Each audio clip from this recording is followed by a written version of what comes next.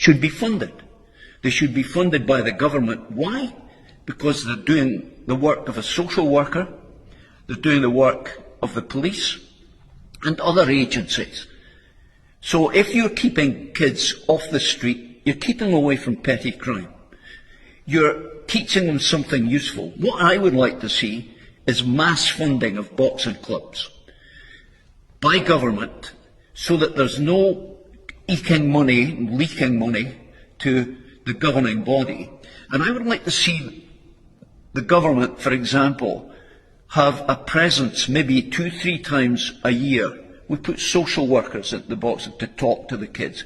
We further education people, talk to the 15, 16-year-olds. What do you plan to do with your life when you leave school? These are the things that we would advise you to do. We put the police in there so that the police don't become strangers or don't become the enemy of the people, which they are now in these communities. They become part of it. So if you see PC-49 coming in the door, you're not thinking, oh, what is he? Is he here to pick up somebody or charge somebody or whatever?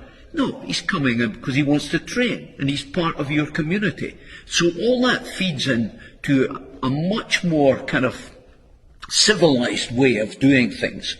And so that kids going to the club could say, for example, to be told, next Tuesday, by the way, we've got a social worker coming to talk about this. We've got a nutritionist coming. I've tried it.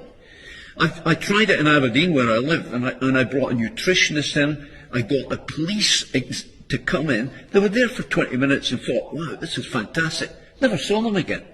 Right, so if they had a greater hands-on kind of feel to a boxing club and other sports, then I believe that petty crime would be, not eliminated, but it would be reduced drastically, because they would be seen as part of their boxing club.